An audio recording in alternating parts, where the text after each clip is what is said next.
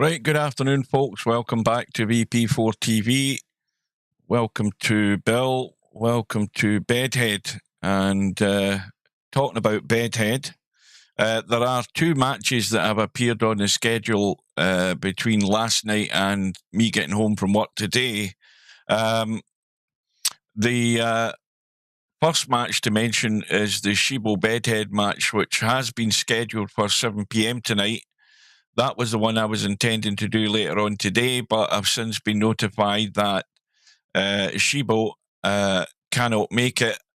I spoke to Shibo on Facebook and asked him if he had message support, because Steve requested a message to support as regards this. And Shibo said he's going to message support. I don't know whether Bedhead has done it, but that match will be rescheduled for whenever it's going to be. But in the meantime, looking at the schedule, we have Interchangex on the one-loss side with Rabih. That is USA versus Lebanon, believe it or not. And that starts in about 3 minutes' time, race to 15. Then we've got Spud Boy up against Cobra tonight at 7 p.m. British summertime. Then we have another one that's appeared on the schedule. This is the one I'm going to cover later on. It starts at 7:30, which is suitable enough for me. And again, on the one-loss side, Mr. Fox against LS3 could be very interesting, that match. We've also got Bill and Albinario at 8 p.m, which hopefully Slim is going to cover that, because that's overlapping with the match that I'm going to be doing. That, of course, is the winner's side as well. So that's the race to 19. And then Acero and Spectre Dawn go at it on Wednesday afternoon at 2 p.m. British summertime. I will be there for that. And then finally, a week today, we have One Pocket Slim up against Coldest Pillow on the winner's side. That's a round 3 match, I think. And that goes at 1 p.m. Next Sunday, which means that, of course, Slim will be streaming it. I will be coming home from work at that time and hopefully catch the end of that match. So that's how the schedule looks at the moment. Stubb is in the building, I've noticed. Steve hasn't said anything about joining the stream. He has been around, because he was talking in the lobby there about rescheduling a match, so he's still obviously busy doing work, so he won't be here. Now I'm going to look at the chat.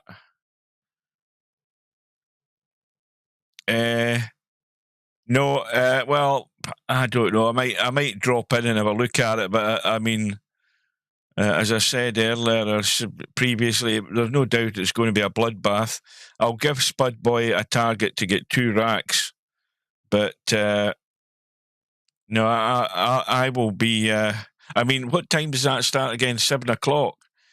So if you look at that, let's have a look at that schedule again. If you're going to cover that match with Cobra and Spud Boy, that'll be all over in an hour, I would imagine. On the one-loss side, that should be all over in an hour, and then you've got Bill and Albinario to follow. So I would, if that was you, Slim, I would, and you're around, then I would go in and do the Spud Boy Cobra match first, because you won't miss much of the Bill Albinario match. I don't think that. I mean, if that lasts any more than 50 minutes, I'll be surprised. That match with Spud Boy. Unless Spud Boy decides he wants to play some and gets a few racks off him, it might delay it over the hour, but it probably won't. But all I'm intended to do is this one here, and then the match later on with Fox and LS3. Right, so the good news is Rabih is in the lobby. Interchangex is in getting some practice. And Interchangex played a match. In fact, I streamed it the other day there, was it not? Yesterday. So Interchangex is in a hurry to get these matches done, which is not a bad thing. I think if everybody else followed suit, we'd get these tournaments over without having to try and chase people down and then having last-minute problems trying to arrange matches and then running out of time. So Interchangex has got the right idea.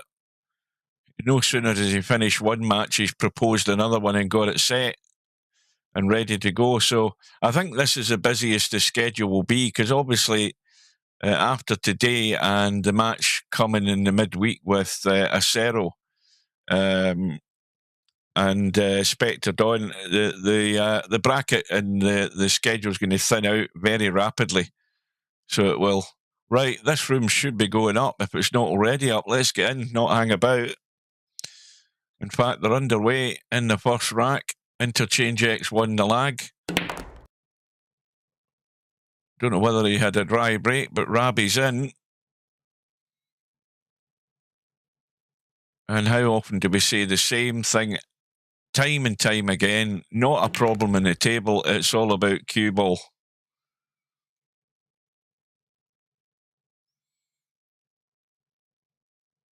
Are you going to play tomorrow?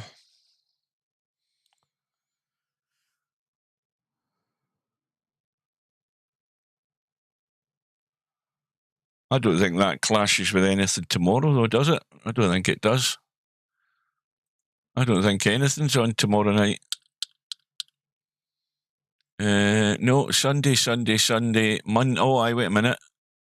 No, you've already scheduled it. That was quick. 7 p.m. tomorrow night. And well, I can do that one. That's just a nice time for me.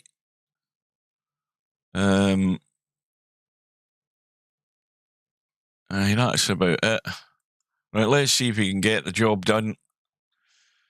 Now, well, he's going to have to hit this with a bit of pace to go up and down, I would assume, unless he's...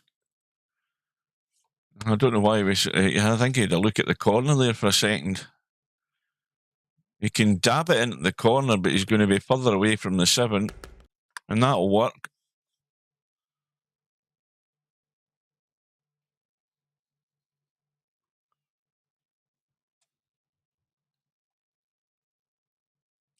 Well, I've got great news.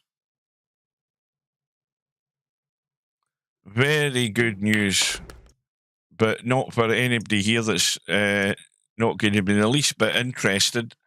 But SCS, who are the developers of Eurotruck, now bear in mind Eurotruck's been out for since 2012.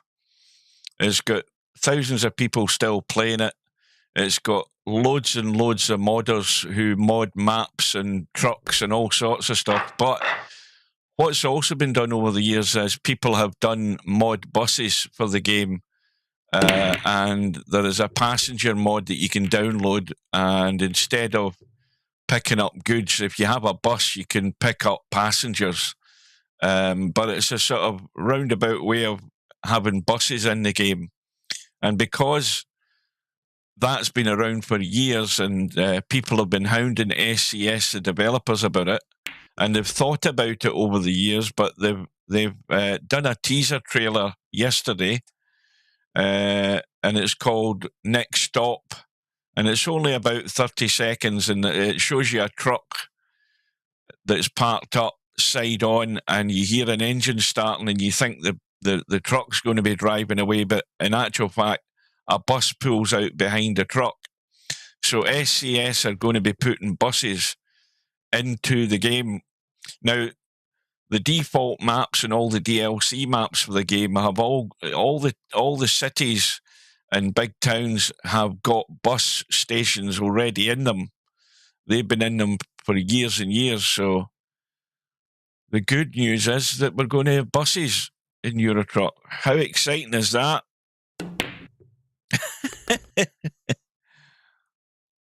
Well, anyway, Rabih got the first rack on the board. He's in a spot of trouble here. Now, why is he looking at the 6 ball? I thought he'd forgotten about the 5 there for a second. I think he's looking at the potting angle in this 5, or he's going to pot the 6 by mistake. No, he is looking at the potting angle. Welcome to Coldest Pillow. Oh, I can't wait till they bring buses in it.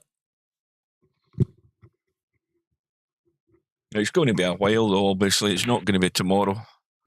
That's a good shot. And a bump in the 9 ball. He's landed perfect. You always need a little bit of help here and there. So this should be, I say should, be a very good start for Rabih. Another one of these players not to be taken lightly, because he's no numpty.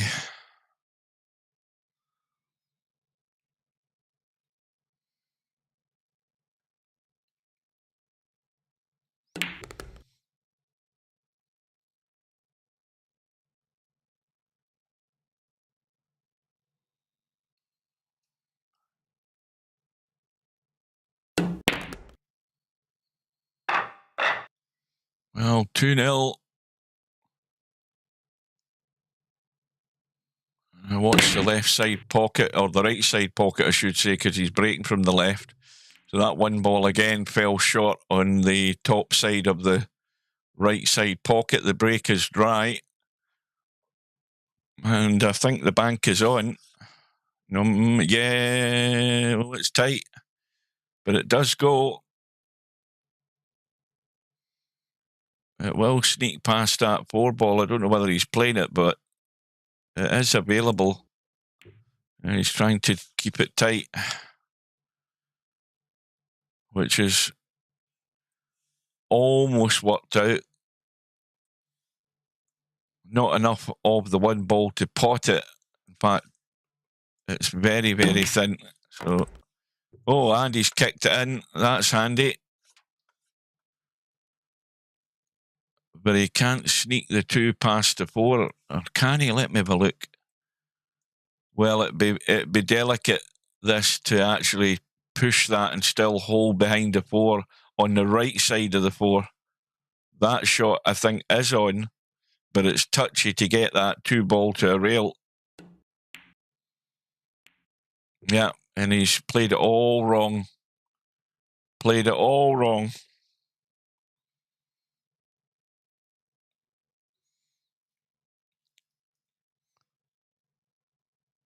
Did I enjoy the match last night? Well, I'll tell you something.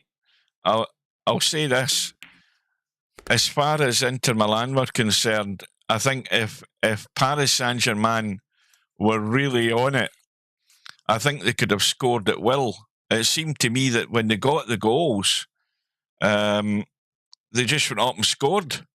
You know, if they had really wanted to, they could have probably put a barrel load past them. It could have been 9-0. So it could. But they're scary to watch. I mean, the match went pretty much in terms of possession as the semi-final matches did for Paris Saint-Germain.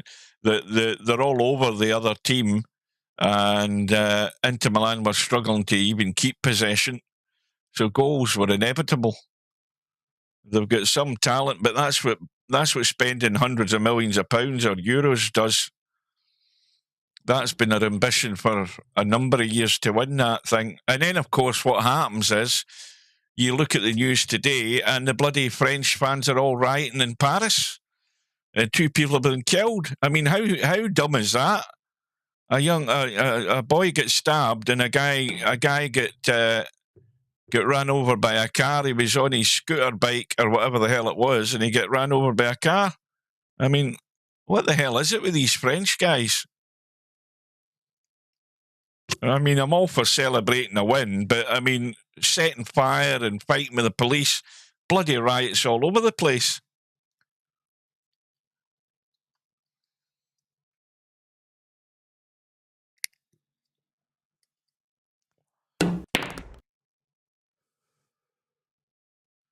That's a good shot.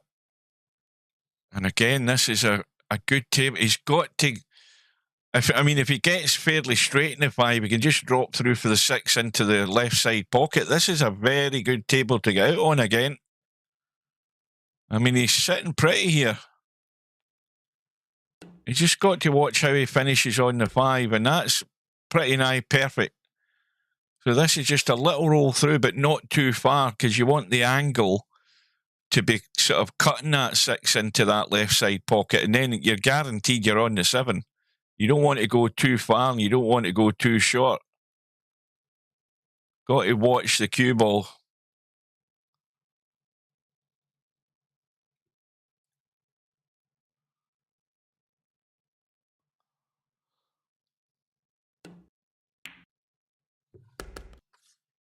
See, he's just gone too far. You know, he had to stop there. It was touchy. It'd have been better. I don't know whether he could have probably played that harder and stunned it to control the cue ball a bit better. So now he's in a bit of bother. If he goes into the side, he's drawn it. He's going to catch the 8. And that, again, that's landed absolutely plumb perfect. A good cannon on the 8 ball. Now, again, he wants to just go forward a bit, you know, to about there, and that would be perfect. Don't want to be bolt straight. Even if you were bolt straight, you could probably deal with it no problem anyway, but that angle there is fine.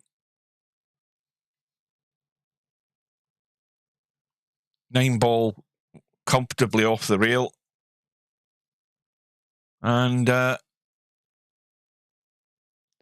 well, Interchangex will be looking to get a shot sometime during the match. But he's locked out right now.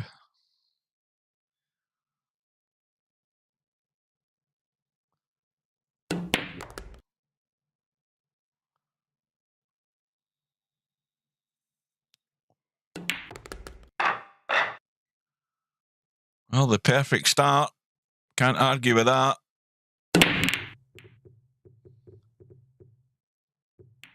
But dry.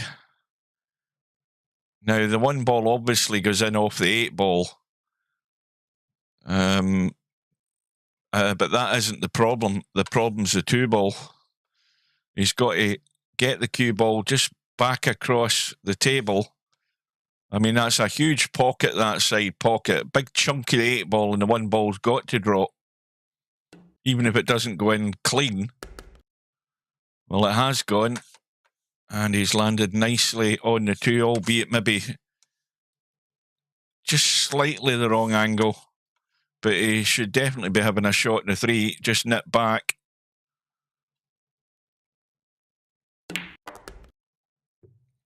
Doesn't want to go too far. And again, now he's got to work the cue ball big time here.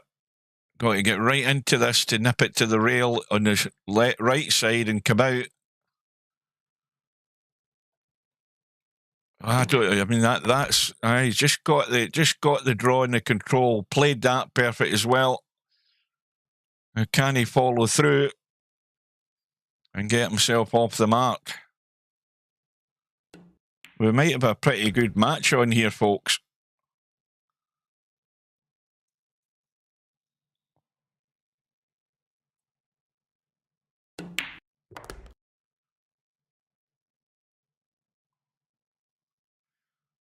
Well, you've got to decide what you're doing with the cue ball here. Straight up and down. And the pace is pretty perfect again.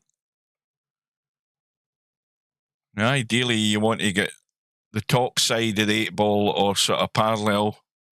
Makes everything really simple. You're just dropping it in. That's fine. Well, an opportunity arose for Interchangex, and he's done the business on a table where there wasn't a problem, and you have to just work the cue ball, and that's how you get out. It's as simple as that.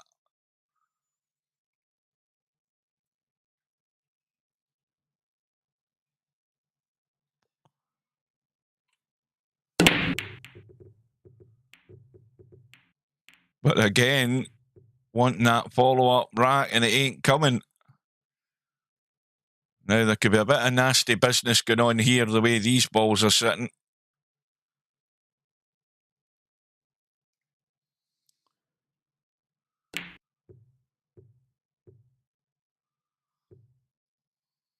Well, Rabih would like another go at that one. Now, Interchangex, he can...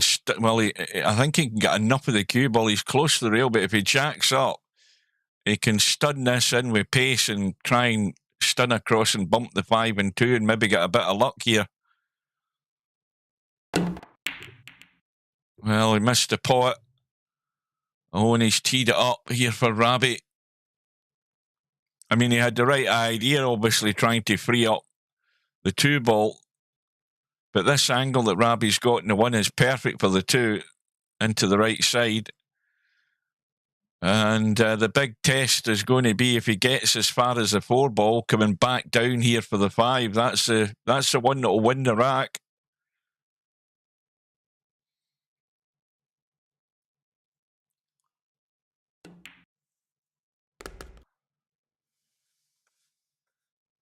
Well, he could have done with being straighter in this too, but I mean, if he needs to play the 3 long, he'll play it long. He can just roll through, go to the long rail on the right side, drop the 3 in, maybe get up off the short rail and back out for the 4, or whatever works.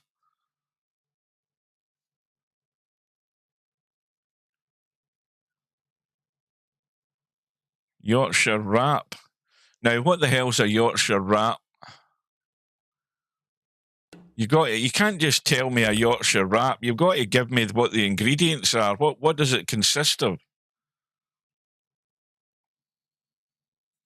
I get the wrap part, but what makes it a Yorkshire wrap? Is it like a wrap with a Yorkshire pudding inside it?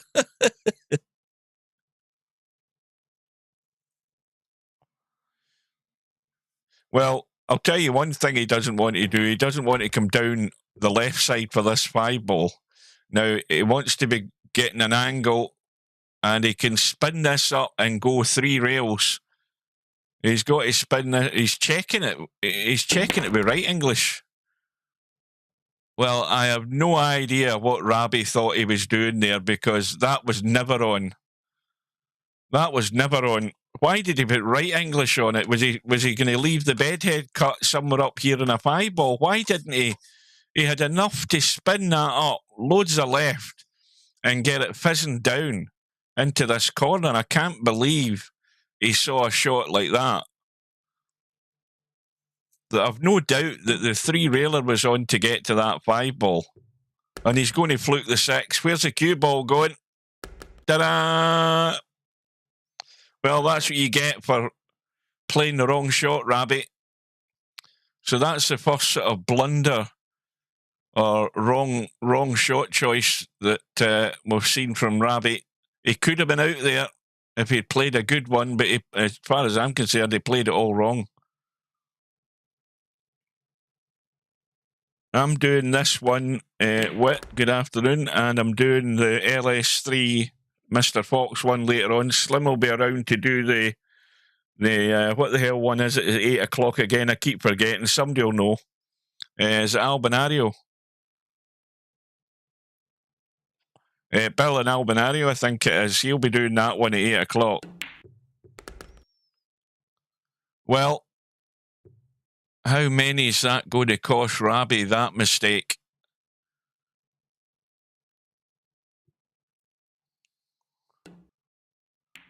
I mean, for somebody to play that shot with right English, to check the cue ball and come down into a nasty area where there was no room to manoeuvre, it's as if he didn't... I mean, I'm not questioning that he didn't know what English to put on the cue ball there, but what else? What other excuse can you give? That he thought he was going to come into a high area to cut that 5. That was really... I think your odds were a lot shorter going the 3 rails to come the right side. Okay, the danger's a scratch, but it was clear to me that you had to come down the right side. And no sooner has Interchangex won the rack, he's come up dry again himself.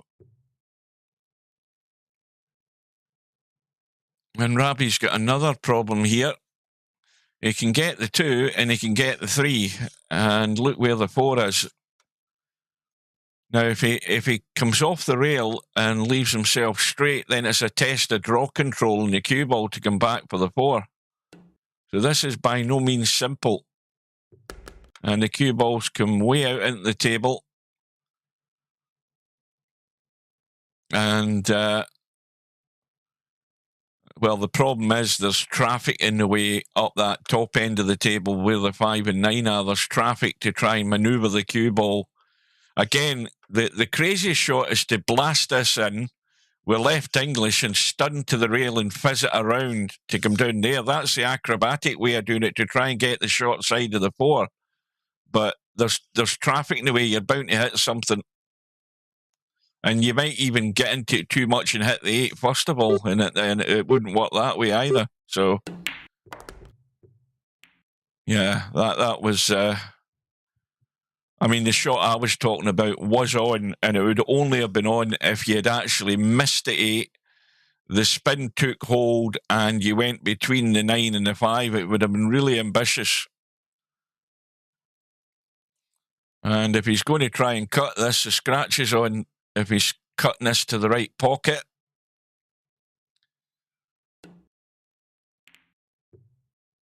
And he's touched with the cue ball far too heavy. So we're seeing a couple of weaknesses here in Rabih after the good start.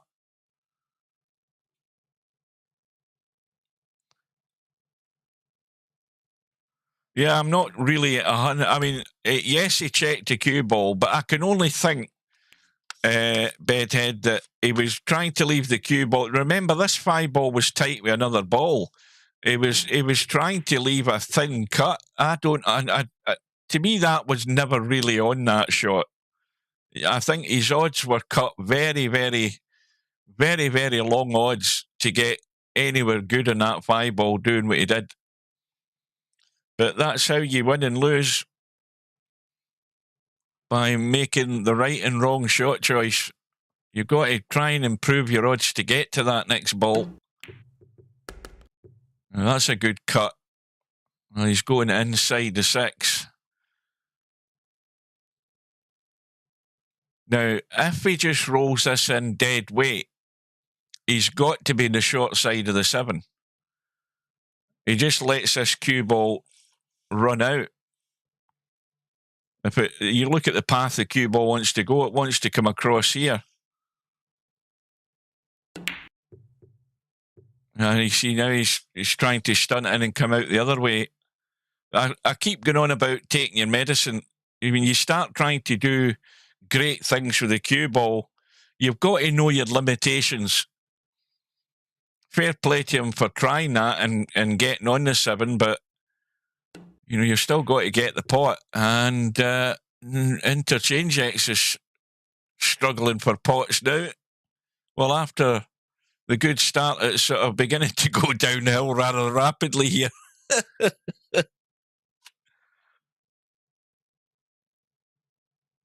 Good afternoon to Miasma. And Rabih looks as if he's going to open that gap again. So up into the middle of the table, down the left side, in between the 9 and 8, that is.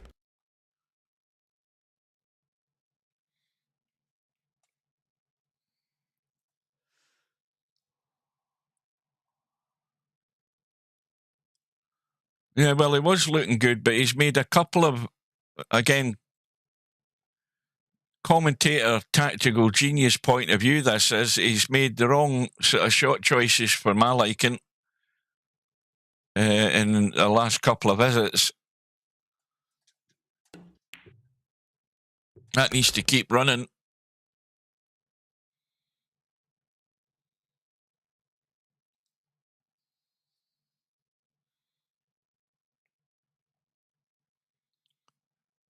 So again, any latecomers joining the stream, welcome. This is a match I'm covering at the moment. And I'm going to be covering the LS3 Mr. Fox match at whatever time it is tonight. It's either 7 or I think it's 7:30. I'll be back for that.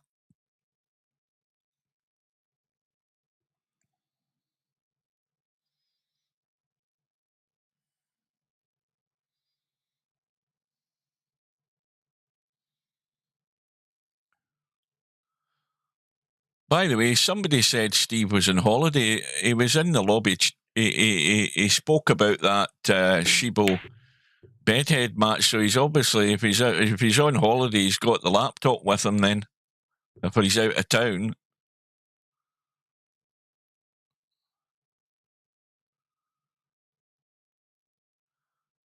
Did you have a look at his router then?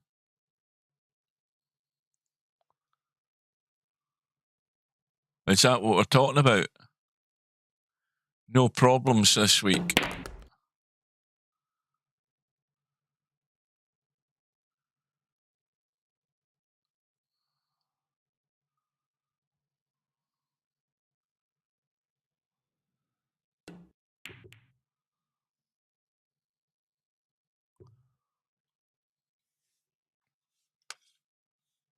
Well, he can see the 3 and he can cut it and he can go for an ambitious combo here if he fancies it. A really ambitious combo.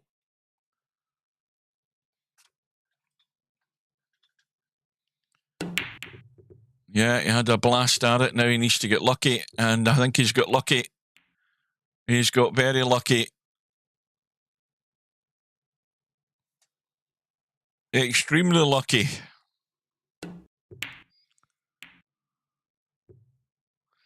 Oh, I thought you were going to have a look at Hazard's router. Maybe I was imagining it.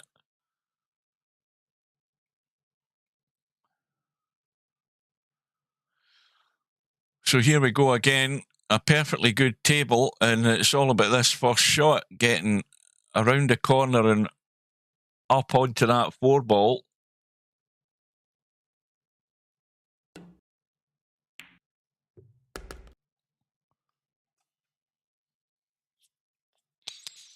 Now it's all about just dropping through in the gap between the 7 and 8.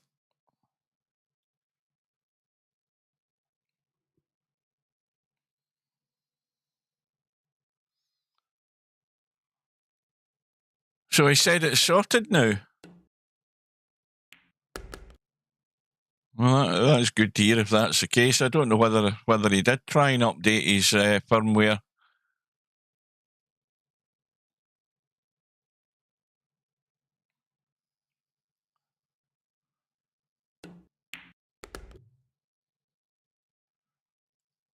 Now, how's he finished here? Let's have a look. Well, that's perfect. He's fine.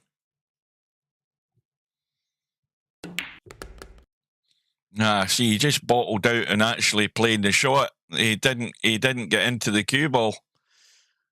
He bottled out and played the shot there. He should have been back about, 10 inches there for that cut and 8 ball. He's now in bedhead territory.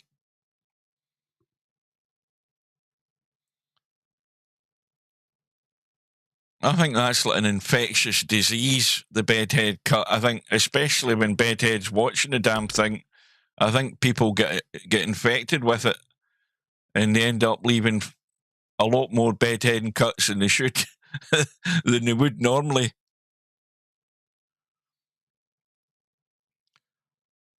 There must be a vaccine for that, a cure-all.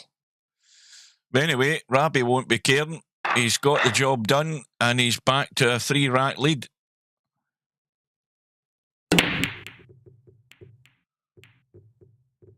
And once again, the 7 ball just brushed the 3 and has gone in. Not a great shot in the 1 though, but it will cut. Cue ball's running all over the place. No idea where the cue ball's going to end up here. Not a clue. This is a hit and hope if he's going to try the pot. And in actual fact, again, he's played another poor safety. So Rabih's got a weakness here because he's left the cut on in the 1. And Interchangex should be out into the table. In fact, this cue ball is maybe threatening to bump the 2 here. Yeah, he's avoided that. He might have checked it up a wee bit, and that's perfect. So Rabih's got to work on a lot more solid safeties than what he's done there. That was another poor one. And it's given Interchangex a free go.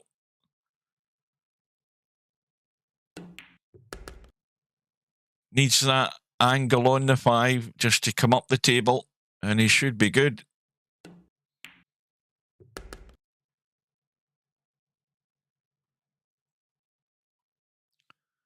Yeah, he can pop balls, Rabih, but like many of us, he has that vulnerability here and there.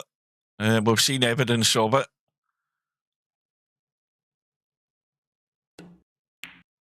And if you can tighten these vulnerabilities up and or eliminate them or minimize them, get them down to a minimum, then you're a much stronger player.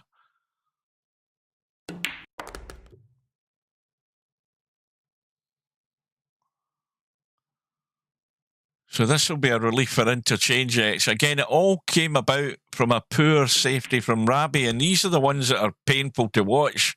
When you know you've just done something numptyish, you've left it well short, left the pot on, but fair play to Interchangex. He's administered the punishment properly.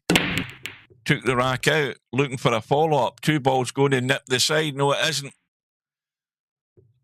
Now, did anything else go in, though? Yep, 6 ball has gone, and of course, no shot in the 1.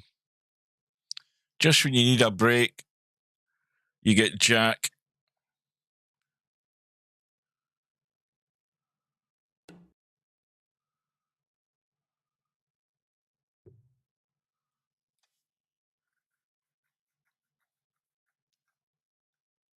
Well, the push out has been played. And see, this is another touchy. You can follow through onto the 4 ball here, but Rabih's already had an attempt at this previously. And again, it's not well played at all.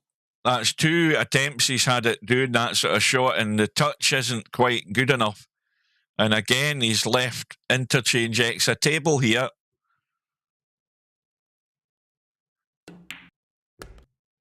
Well, Rabih says playing great safe today, yeah. As long as you realise that, what you've got to do is stop doing it. Start making them better safeties. Now, this 3 ball looks fairly close. No, it's okay.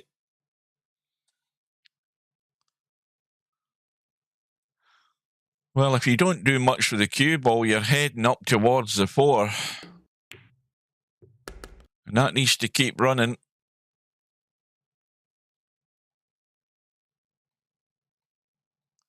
Well, loads of room to cut this into the side and come down and back into the table for the 5. Shouldn't be any issue.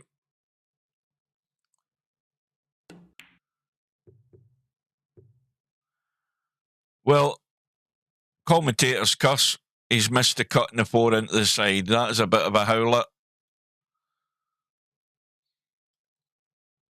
Yeah, XSplit had another update, but I don't know whether it's I don't know whether Windows 11 is helping. I haven't a clue in that. Oh dear, look at this for a miss. What a horrible miss that. We've got to see that again. Look at this for a pot. I mean, how bad can you hit a ball? As bad as that. Look, it hit the short rail. It didn't even hit the knuckle. And Rabih has been duly buried by Interchangex.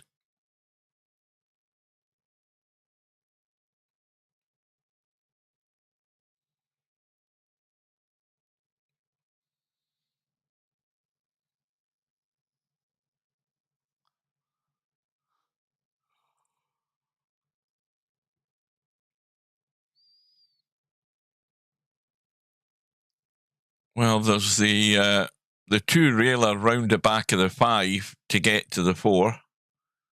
That's a sort of obvious line you could go. And if you got lucky, you might pot the 4. But he's gone long rail.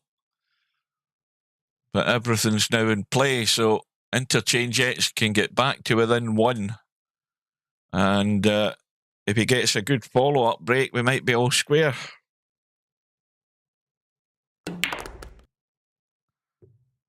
No, they're not approving. They're telling you, they're advising you not to. But I watched that. There's a guy, I can't remember who he is, but the guy on YouTube, he explained how to confuse the Microsoft program that checks your PC for your configuration and whether you're going to be, i.e., good enough to have your PC's good enough to have Windows 11. And you go into the command prompt and you type in a script, and that fools it into thinking it's done the test, and it bypasses that. That followed the guy's video. It was perfect. And it took probably less than an hour to install Windows 11. And all I did was use the classic shell and update the classic shell, which gets it back to looking like Windows 10, because I don't like the Windows 11 crap desktop. I got rid of that straight away. Yeah, Interchangex is not capitalising enough to the extent he's apologising to anyone watching.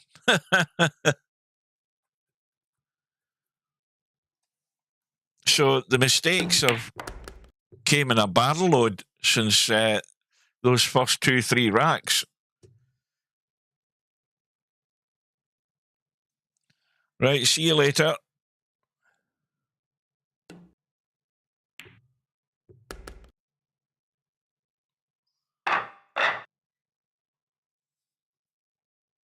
So we've got Rabih with a 3-rack lead again. One ball's went south to the side pocket, but something else has gone in. Another one's went at the side. 3 in the break. And again, no shot in the one. Well, the one thing Rabih's struggled at is playing a half-decent safety. And, well, there's not enough room to cut that and play the combo in the 9, but he can kill the cue ball and bump the 1 up the table.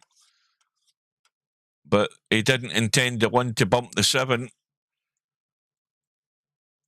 Now, Rabih is going to be hampered over this 5, but if he just rolls that 1 in and comes out into the table, let's have a look. Yeah, he's got to come right out into the table like there, and he can get the thin cut in the 3.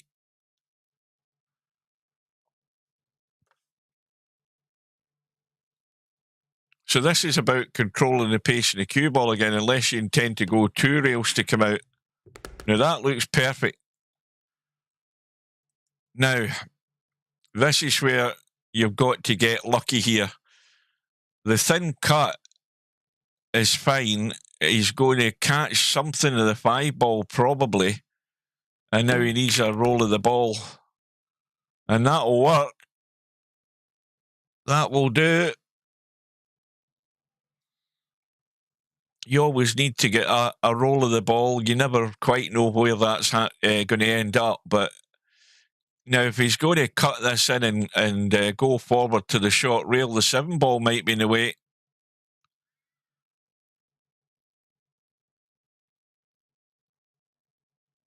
Because you'd normally want to go top rail, just like that, bumps the 7, but he's got the cut. It could have ended up worse than this. He'll settle for that.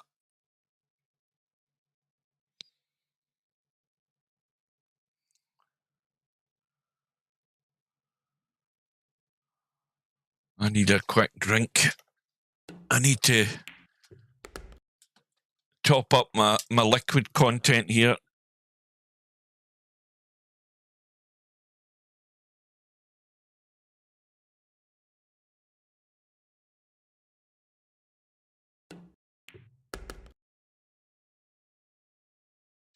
Well, provided this 9 ball goes in, Interchangex has got a bit of a crisis on here. If he hasn't already realised that, he needs to find a way back into this fairly quickly, or it's going to get nasty.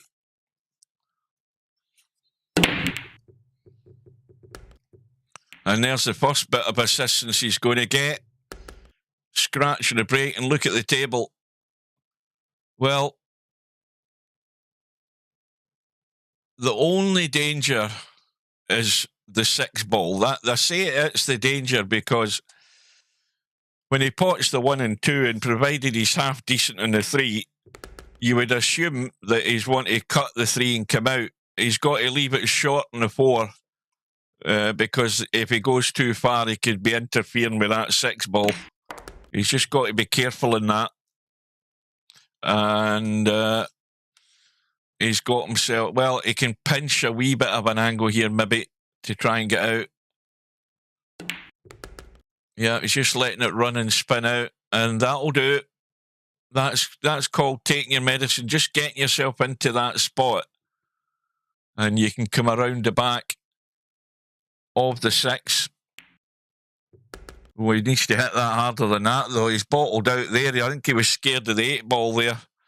I think he was just, the 8 ball was maybe playing in his mind if he'd let that run out. And it come up here, and he suddenly bumps the jaw and ends up there. But he's used that. Cue ball's going to stay in the table. It glanced off the 7, and it goes in. And, well, this very much needed rack here for Interchangex. Good afternoon to Cobra. You're late to the party. Where the hell were you? Were you locked in that room practicing still?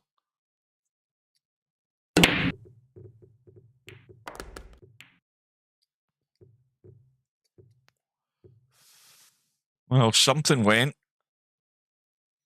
3 ball has gone. 1 ball hanging over the pocket. 2 ball is in sort of no man's land. Yes, there is a combo on, but you're going to have to play a good one to get there. You know what I had when I got home? I had a big pot of Swedish meatballs in a creamy sauce, and you know what? I was in so much of a hurry, I didn't even put them in a plate. I just ate them out the pot, and they were bloody lovely.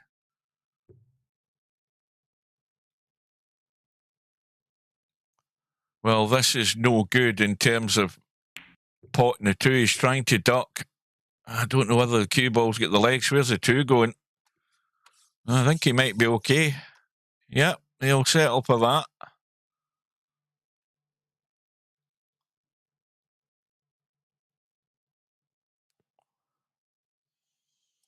Well, there's a reason for that, Whit. If you're up at 4 o'clock in the morning, you don't want to be having your dinner at 8 o'clock at night.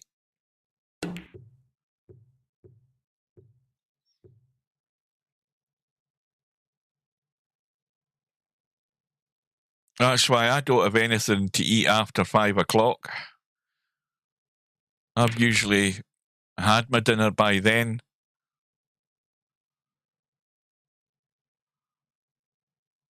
I'll be up at 4 o'clock tomorrow morning again.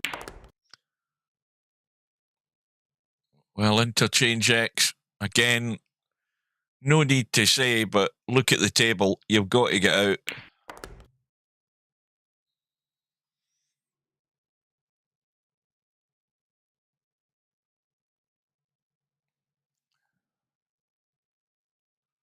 Well, I have my dinner round about 5, because usually I'm sat down watching the old episodes of Star Trek. They're on in channel 41 on weekday evenings, so I sit and I watch the old episodes of Star Trek that I've seen about 40 times. And then the next thing I'll have is maybe a cup of coffee and a biscuit, maybe about 8 or 9 o'clock at night, and that's me. And then I don't have anything until I get up in the morning. I'll have something before I go to work, which is something I've started doing the last 10 years because I didn't used to, and I had terrible migraines.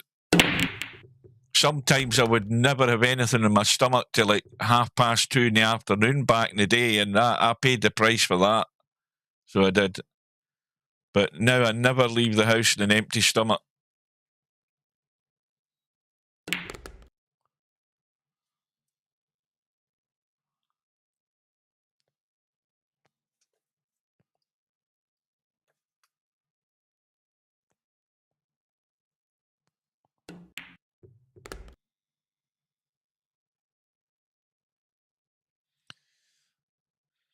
Well, he missed a 4-ball, something like this, maybe a bit of a higher cut in one of the earlier racks, but the only thing that would worry you here is the 8-ball, and he's staying well away from that.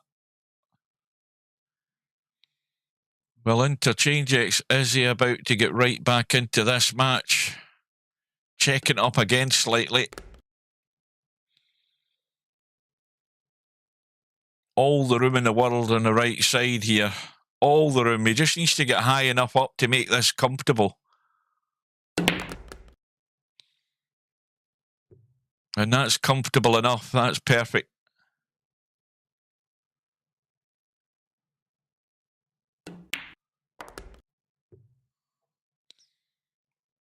Oh, you've got that's not a good habit to get into, Coldest Pillow. You've got to have something to eat, even if it's just a sandwich or something in the morning, or toast or whatever. You should never be. I mean, I did that since I was at school. I used to get up in the morning, have a cup of coffee. I never had anything to eat, and I wouldn't have anything to eat till lunchtime. And that carried on into my working life. And the job that I was doing when you were working in sales in the shop floor with minimum amount of staff and customers coming and going, sometimes I wasn't getting a lunch break until like 2 in the afternoon, which is crazy.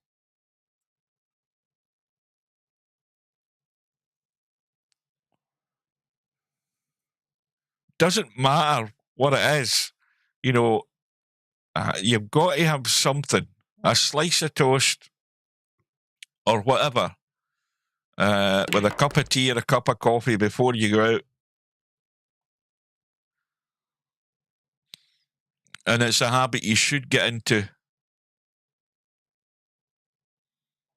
Well, Rabih has a chance to defend his lead here. Again, a good enough table. Oh dear, and no sooner have I said that than the commentator's curse raises its ugly head. And that was a poor one again from Rabih. I think he's feeling the pinch here.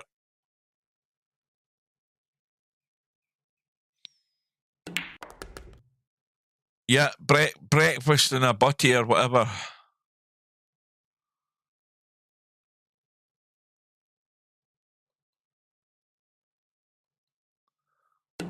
No, never heard of it. Never heard of matcha tea. In fact, why do we have so many bloody teas in our store is beyond me. You get bloody mint tea. You've got all sorts of shit floating about in your cup with some of the teas that they have. Why not just a plain, ordinary cup of tea? Well, I mean, I don't know how many teas that we sell in our store. We've got dozens of them. I mean, literally dozens of them. It's all these trendy people, Earl Grey. We've got Earl Grey, and we've got all of that, the fancy dearer stuff. But we've got all these multiple flavoured teas. That would never touch my lips. I can guarantee you that. Welcome to Brain Fill Out. And there's that annoying pattern with the 3 balls. First time today. Once is too many times as far as I'm concerned. So we're at 7 apiece here. No shot in the 1. Interchangex plays the push out. Well, if you're going to go all out here, you can run the cue ball and play the reverse bank into this bottom left-hand corner pocket if you're going to be brave and crazy.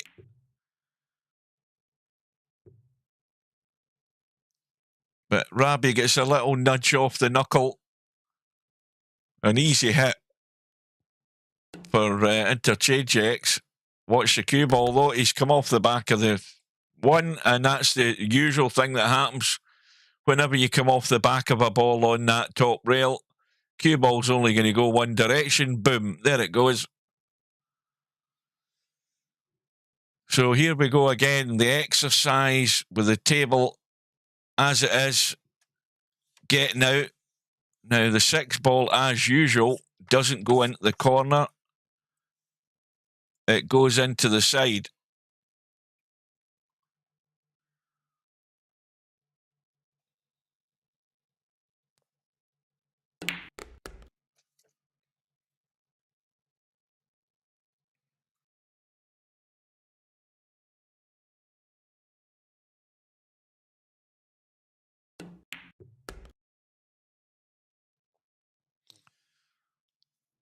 That's not bad. Of course, now the important shot is the 5-ball. He could have done with being a wee bit further off the rail.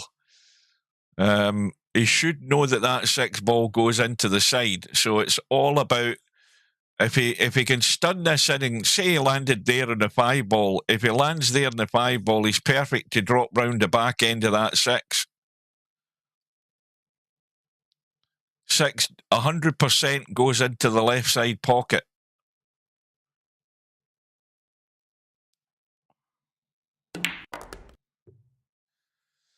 And that's nowhere. He's got that all wrong. Unless he spotted something, I don't know. I mean, the 6 isn't a combo or anything like that.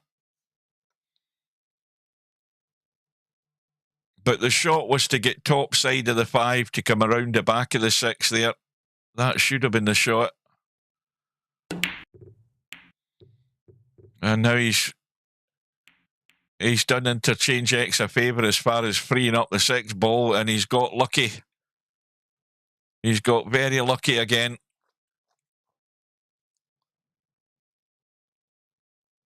Now, Diablo 1892's arrived in the room. I don't often see him during this time of the day because he's one of the players that comes on in the mornings on my day off, and if we've got a foursome, we'll play doubles cowboy. So he's one of the players that plays doubles cowboy with us. Meanwhile, that was a good safety by Interchangex. Got Rabih in a whole heap of trouble here.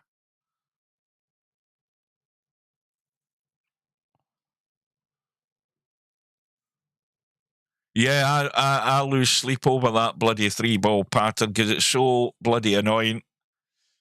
Do you know something? Steve says that happens in real life. I've watched umpteen Moscone Cups over the decades, and I've never seen that pattern once. Never. Never once has that pattern ever appeared on a real pool table in the matches I've ever watched. Never. Not once, not a single time. And I've yet to see it. I'll put it this way. The day that anybody who's watching this right now ever sees that on a real table, tell me and take a picture of it. No, there's no way that happens in Shooter's Pool. The balls in Shooter's Pool break all over the place.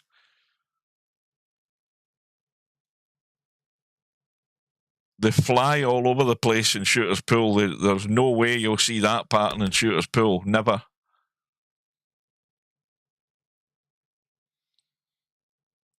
Well, for the first time in the match, at the risk of the commentator's curse, Interchangex is in front.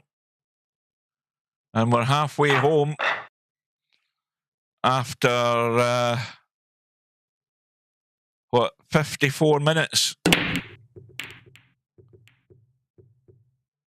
And as usual, and the ball has gone in. It might have been 8-ball. What ball was it? Was it the 4?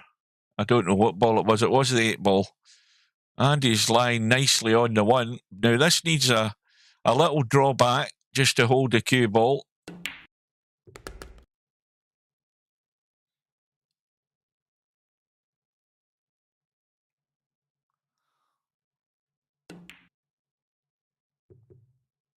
Oh, goodness me. Look at this. Look at this. I mean, he's pretty much staring down the barrel in this 2-ball, and he's taking his eye all off it. That's a horrible mistake there again from Interchangex. Just as he's looking that he's maybe getting this match under control, he suddenly comes off the rails again.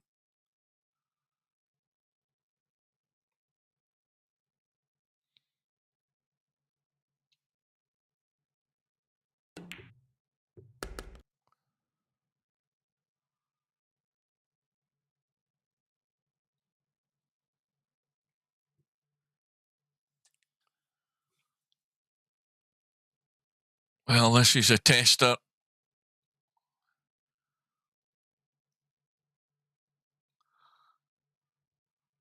Now, if he's just going to roll this in, he might run into that 7 ball. If he glances off it on the... Yeah, he's... Well, maybe he had that in mind there when he was playing the pot, and the mistakes are happening again.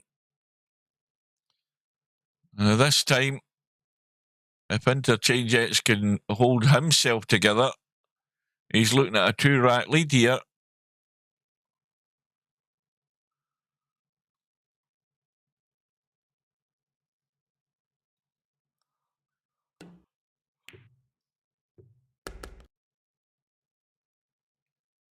That's better. Well, the Hazadas come online in VP4.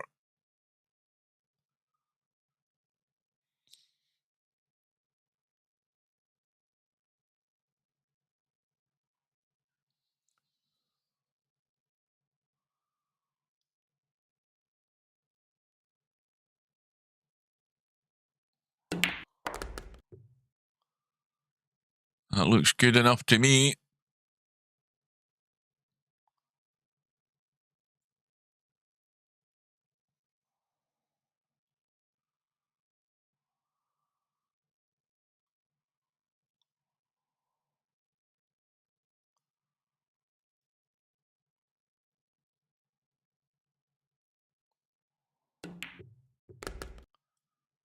Needs to get off the rail, although it shouldn't make any great deal of difference. It's just a case of rolling the 7 in and leaving a straight 9 ball. But now the shoe's in the other foot.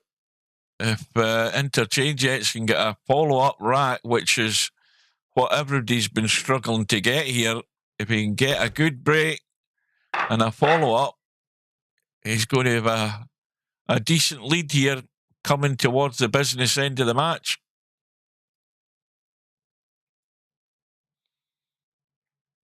Well, let's look at the 1 ball. I think it was tracking towards the side pocket there, but the 4 ball bumped it out the way. But balls have gone in, and well, cue ball. What the hell's happened there? Oh, I thought that was a 9 ball that was over the pocket.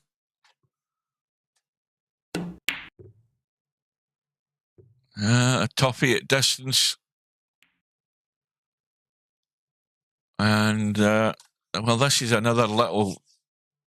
This is a dodgy shot, this as well. I mean, got to go for the bank. And he ended up hooking himself in the 2. So now it's getting to... I think squeaky bum time's already arrived in this match because, you know, Interchangex is now in front. Now he's going to... Can he actually get into this and get a hit on this 7 when he's potting this? Yes, he can, but he's got... Well, he's got a cut. And if he gets this cue ball coming in the right line down this right side, he'll have the 4 into the side pocket.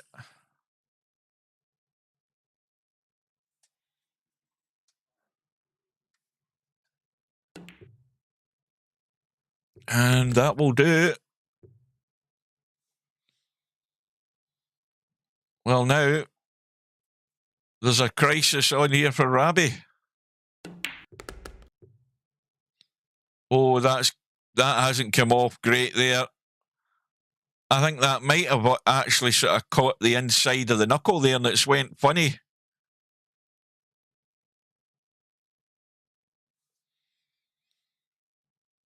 Big blind pocket cut. These are always testy.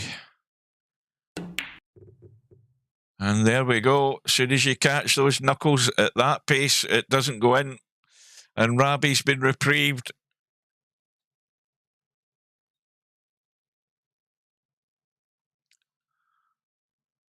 Well, he's spending too much time looking around here.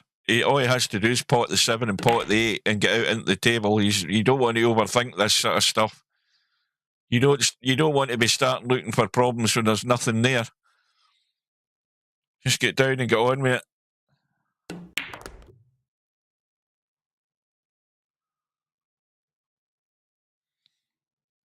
Well, he needs a favour here in the break, Rabih.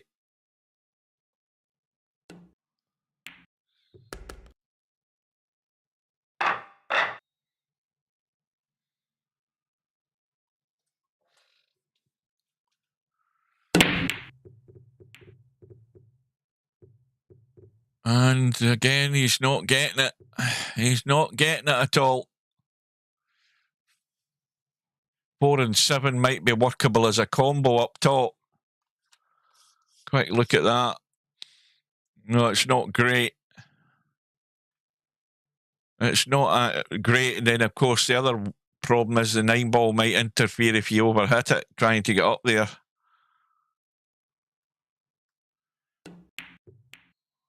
Oh, well.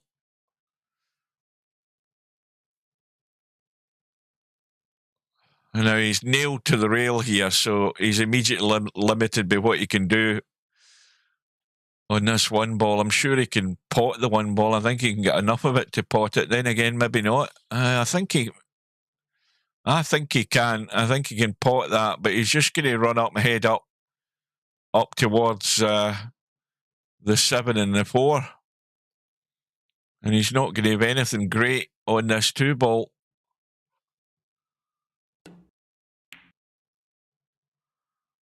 He's trying to take as much pace off it as he can. The 2 ball, plenty of room to go. And then he's got to worry about the 5 ball.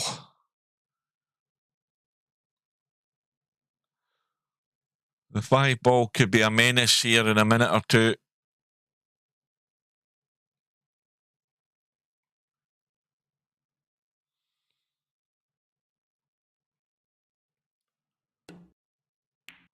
He's trying to leave it short. And he's struggling with these pots. And is there enough of that 2 to cut? There certainly is. But the lifeline here for Rabih is that 4 ball.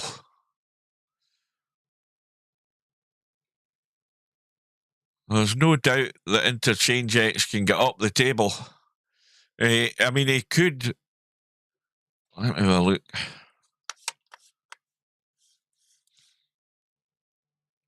No, this could end up ugly very quickly here if he plays this wrong.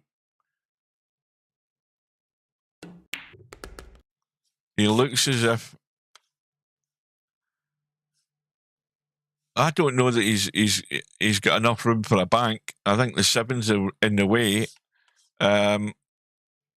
Is he thinking about trying to thin this and play a combo? I'm not sure. I'm not sure what he's got in mind here.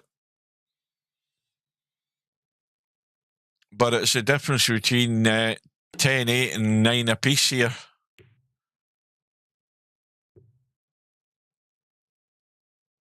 Well, the cut has been left for Rabih. This 6 ball definitely goes.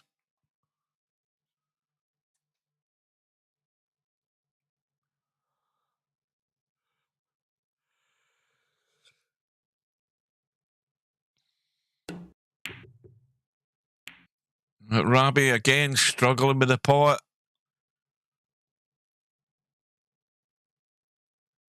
Any of these questionable pots, I don't think he's got them. Well, he's missed more of them than he's potted. Let's just say that. And that's dead all the way. And the cue ball's gone. So here we go again, Rabih. You've been handed a freebie from Interchangex. Now you've got to get that cue ball up the table or just drop the 5 in and roll the 6 up the other way. That looks like what he's doing.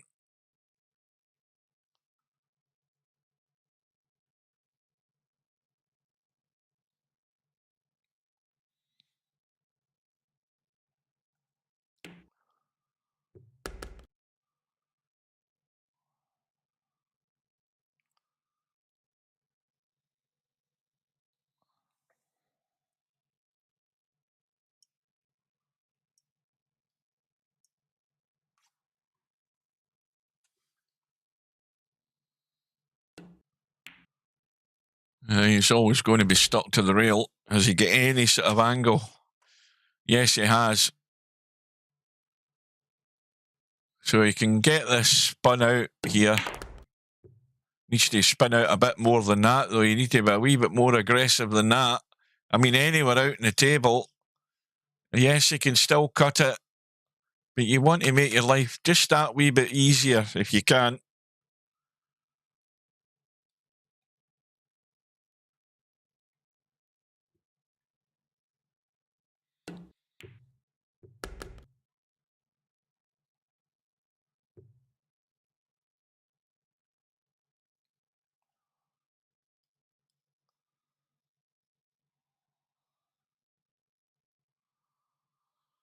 Well, this for 9 apiece.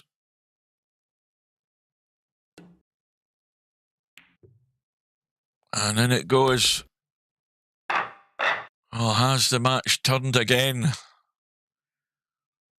And there's that pattern with the 3 balls again for the second time in the match. Well, the 7 ball went over to join him, but it was still the 3 ball pattern. And meanwhile, a ball has gone in, the 5 ball is gone. Thin cut in the 1.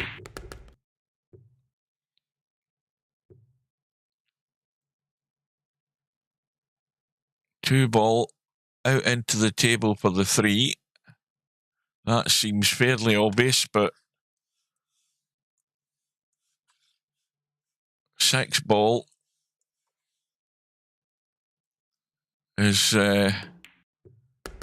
not exactly helping where it's sitting.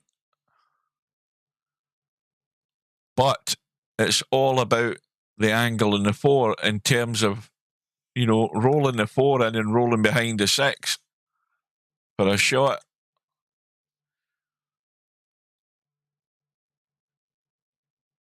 Now, if things don't go according to plan, you've got a line of balls to duck behind here, Rabih. You've got to use the head.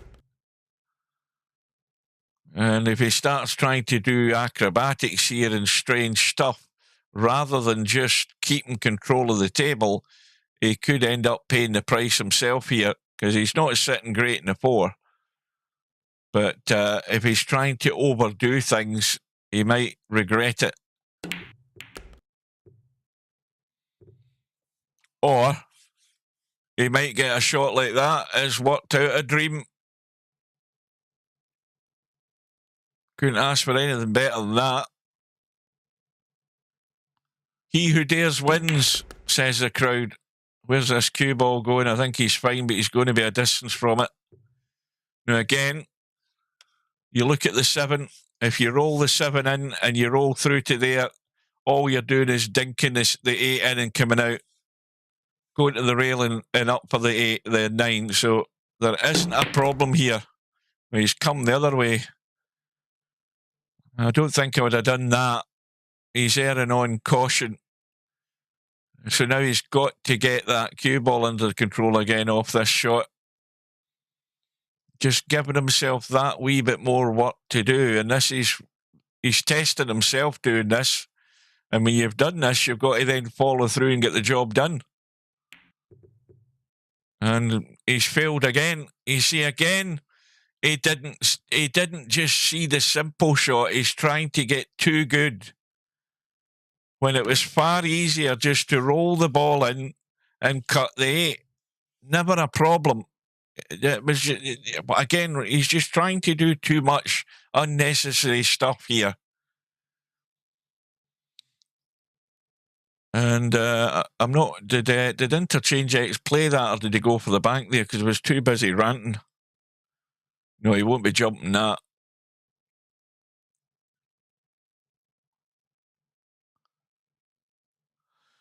Well, a vital kick here for Rabih. He needs a hit for a start, but he needs to get a lucky roll.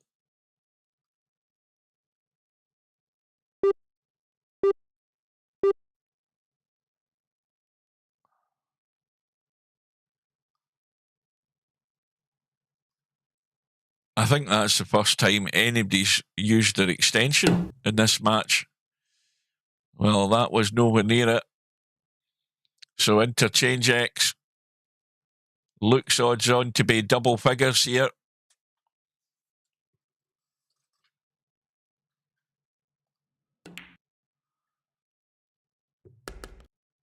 Well, I mean, you can say above the 9 was better, but don't forget the shot he had. He could roll the ball in. The 9 was there, and the 8 was there.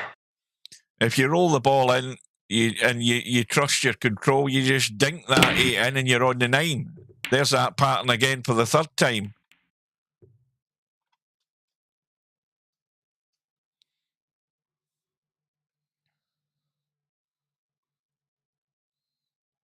And the break was dry.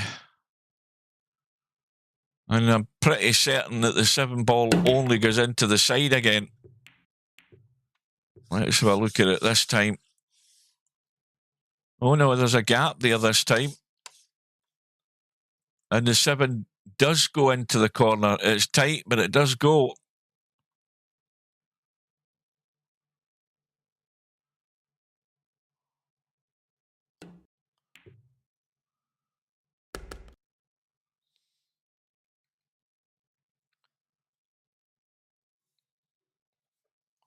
Well, I would have played it. I would have played it the way I said it. I definitely would have done that. But then again, me being a tactical genius, I would have played it right.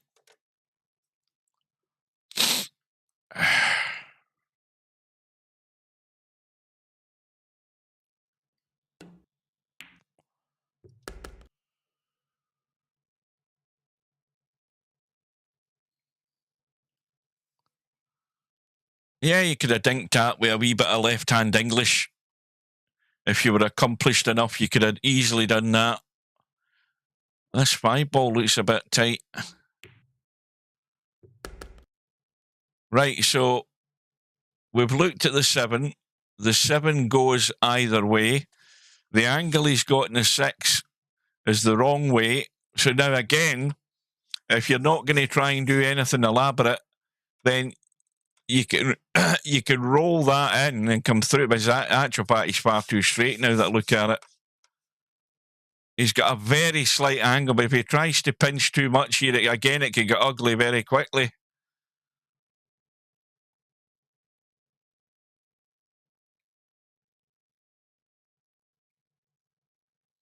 He's putting, he had right English on it there for a second. I'm not sure what he's looking at.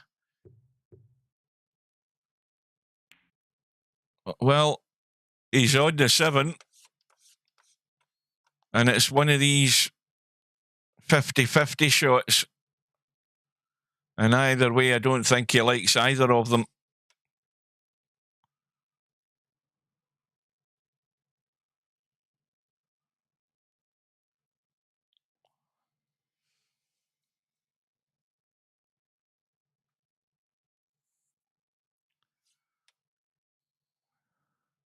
The middle certainly looks easier to me. Where's the cue ball, though? Boom. Well, blame that on Coldest Pillow. He jinxed the poor guy, and he's going to pay the price by being 2 racks behind, and we're running out of them.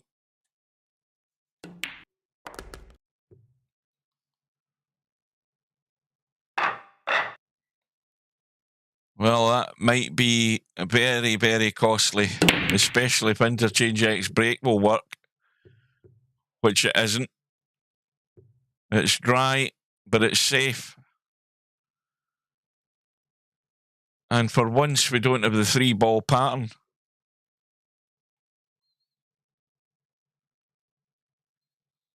Oh, I didn't jinx him there. That's Coldest Pillow. He's the one that said middle is easy. All I did was agree with him that the middle looked easier, and the rest speaks for itself. Well, push out played by Interchangex. Now Rabih, as is the rules, can either play this 1 ball or pass it back, and he has done.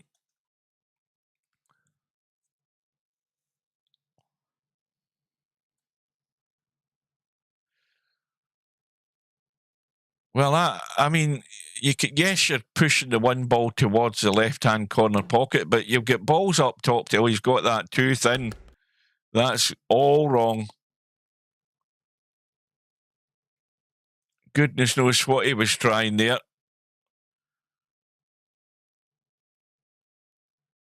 I mean, it was a bit of a loose shot, the shot I'm talking about, to cut the one ball to the left-hand side, because then it's all up to you with the cue ball and trying to cover up the top of the table.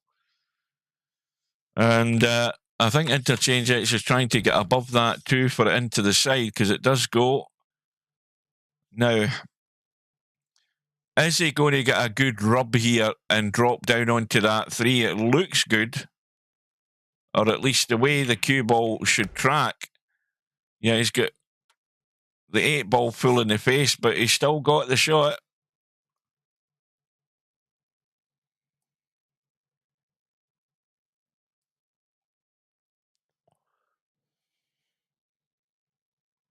How many of you have hit the like button? None of you. There are 12 people watching this. And this is how the algorithm for YouTube works. Hit the like button. Even if you don't like it, hit the like button. Well, you're the only one that does it. The rest of these buggers can't be asked. Yeah, of course you would disagree with me, but in the end, you would come round to my way of thinking and know I'm right. Or I'd kick you out the bloody commentary box.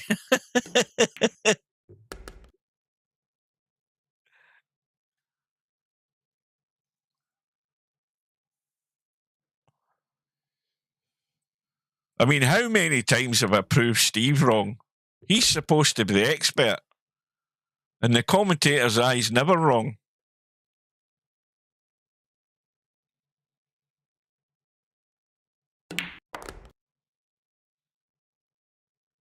Yeah, there is now a bigger looming crisis here for Rabih. It is desperation time now, I would say. It's definitely desperation time. He's got to try and hang in there. Interchangex is looking down the finishing straight here. To use an athletics terminology there, he's just coming around the crown of the bend here. The final 200 metres to go. And he's got a ball or a couple of balls. He's got no shot in the one, though. In fact, the 2 and the 7 have gone. And this table is all about the one ball.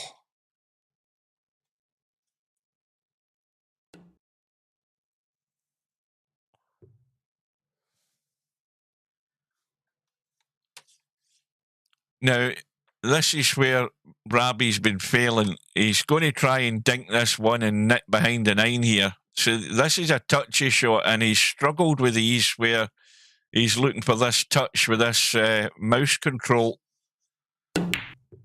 And he's went crazy and decided he was going to try and blast it thin to cut the one in. And again, he's going to pay the price.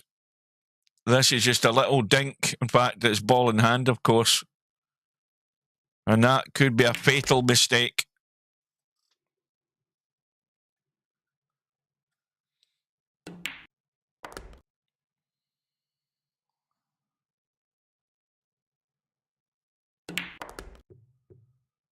Yeah, I think Slim needs some medication. He needs a coffee. See you later.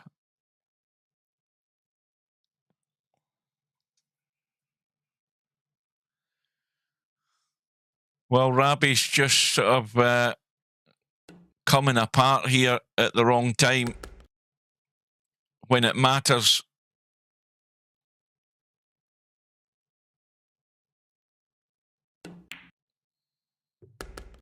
He's just got to try and hold himself together. I think he should have been brave to play the little dink and use that 9 ball, but he went for broke, and The rest is inevitable. It's now 13-9. And Interchangex only 2 away, and Rabih needs to win pretty much everything.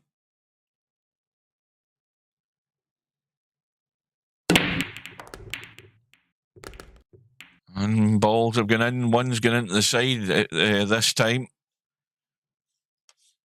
And that is sitting pretty good for the combo. Pretty unmissable combo. That's 2-7.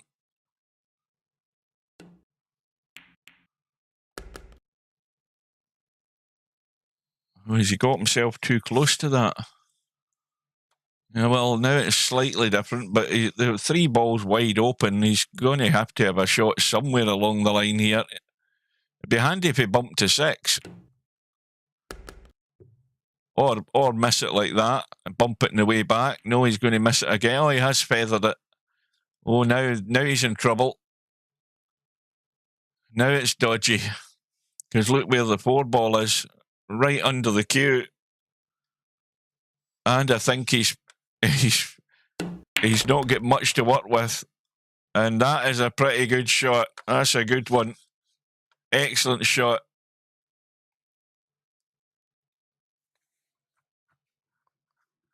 Well, Interchangex is looking very much the stronger player when it mattered in this match. We'll have a quick look at that schedule again, just as a reminder for anybody who's joined later on.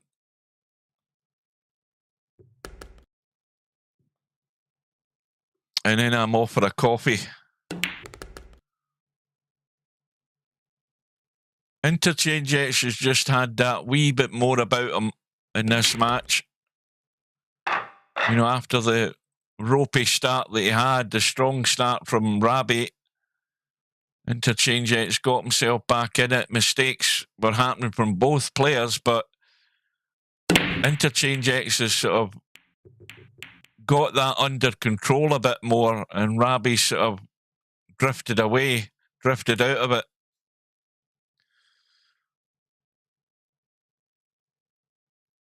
So the dry break, though, Interchangex on the hill, and it's the point of no return for Rabih.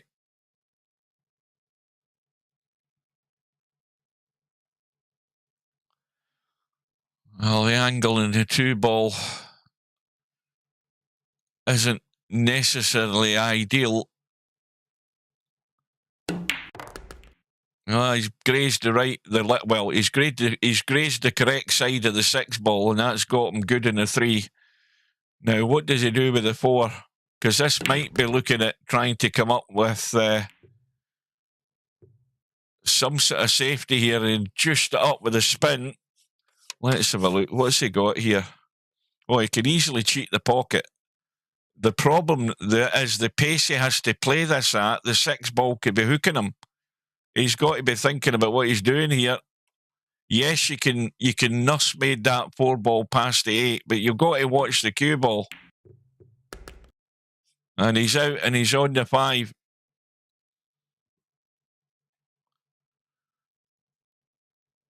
So Rabih is 5 behind, and he's got to win all the remaining racks to survive. A tall order. Very tall order. 5 behind with 6 to play. You can't get it much worse than that.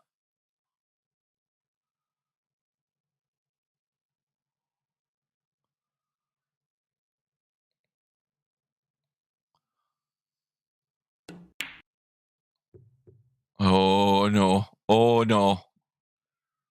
Well, we're not going to give him any credit saying he played the safety there. That was a horrible miss again. And I think Rabih's bottle's gone here.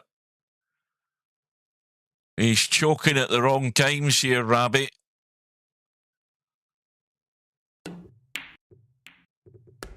Oh, look at this.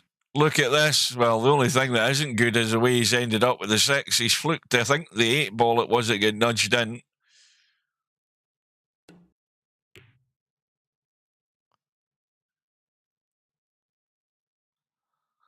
Well, the 6 cuts, so that's a poor one from Interchangex. And Rabih lives again. And it was a sloppy effort there from Interchangex, that safety.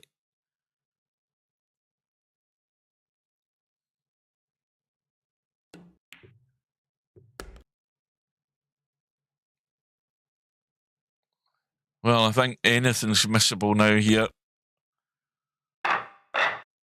Well, the scoreboard looks a wee bit better, but still 4 behind.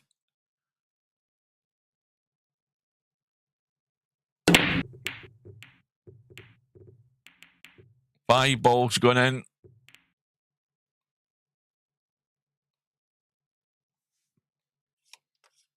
And the bank isn't on. So again, here we go. We're trying to come up with something of a safety here for Rabih.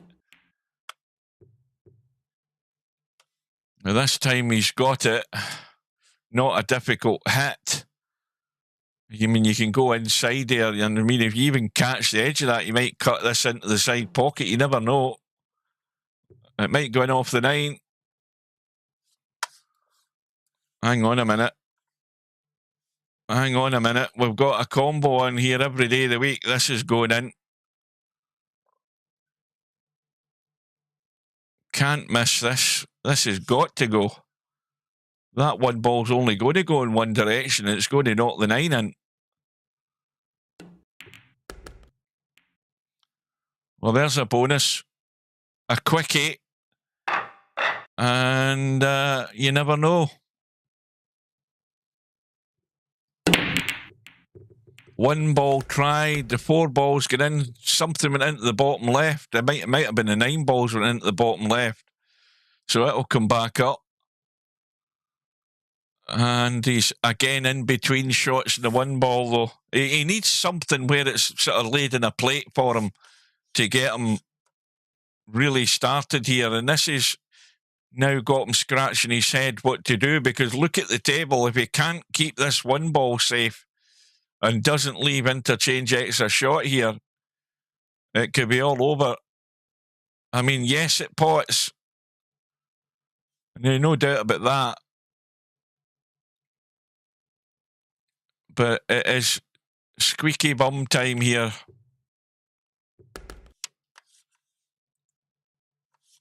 Once again, it's the cut into the side. Now, how do you play this?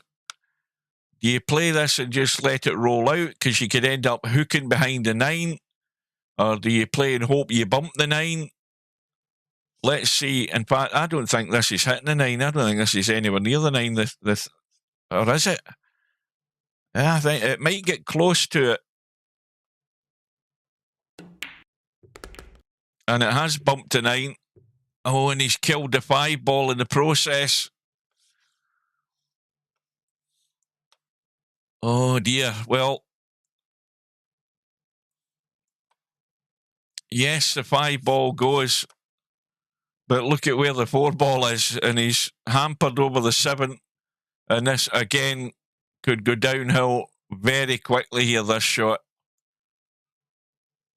This will be some shot to get the cue ball anywhere near that 5. I mean, yes, he can play a thin edge off the left side of the 5. He can play the thin edge, and he's got to miss the 6. He's got to be brave and get distance. You've got to get down onto this bottom rail here. He's putting right English on it.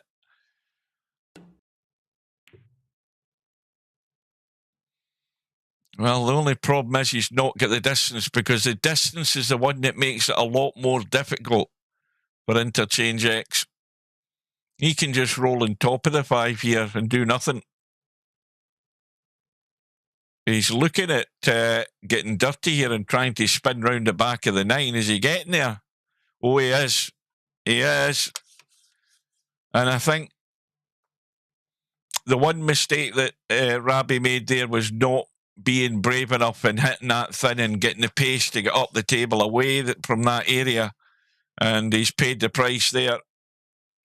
This could be his last shot.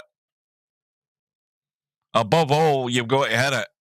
The rest will take care of itself. You're either going to get a good roll or nothing at all. But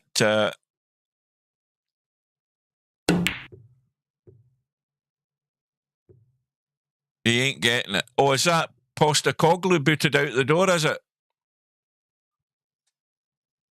Is that him gone? Even though they won the... What the hell did they win anyway? It wasn't the conference, it was the other one, wasn't it?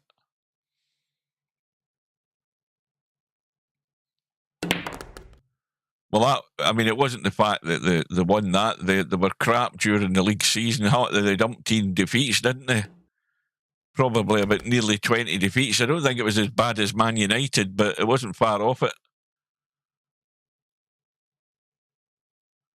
Well, Interchangex has been the stronger player overall, and the score is 15-11. And Rabih just lost his way in the second half of that match. The mistakes were just too many, and that's what done him in the end. So Interchangex survives another round. We'll have a look at the bracket in a second, see where Interchangex has gone. But this is the schedule for later on. We've got Spud Boy and Cobra. I think Slim's going to start with that one when he comes back later on. That's at 7 p.m. British Summer Time. And I will be there at 7:30 for the Mr. Fox LS3 match. And then as soon as the Spud Boy Cobra match is done, Slim's going to cover the Bill Albinario match. Shibo Bedhead is tomorrow night, which I'll be around to do that. I'll also be there on Wednesday for the Acero Spectre Dawn match on Wednesday afternoon at 2, and then Slim will be doing the match next Sunday, a week today, with himself and Cold as Pillow. Let's have a quick look at where Interchangex is. So he's there. He's now waiting a loser coming through, and he will play the loser of the Spectre Dawn Acero match. So let's just put it this way. Things don't get any easier for you, Interchangex.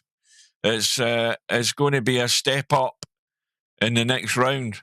So that is it, folks. Well done to Interchangex. Well, Rabih, there is room for improvement. I think if you watch it, just a bit too many on the error side at the wrong time. Better luck the next one. So we'll see you later on, folks. I hope you enjoyed it. Thanks for your company once again. And I hope you can join us later on this evening for that match with Mr. Fox and LS3. But as I said, before that starts, you can join One Pocket Slim and catch the demise of poor Spud Boy against Cobra, because that's without doubt what's going to happen, unless Cobra suddenly loses all internet connection for the next week or 10 days. It might not be pretty to watch. But take care. We will see you soon.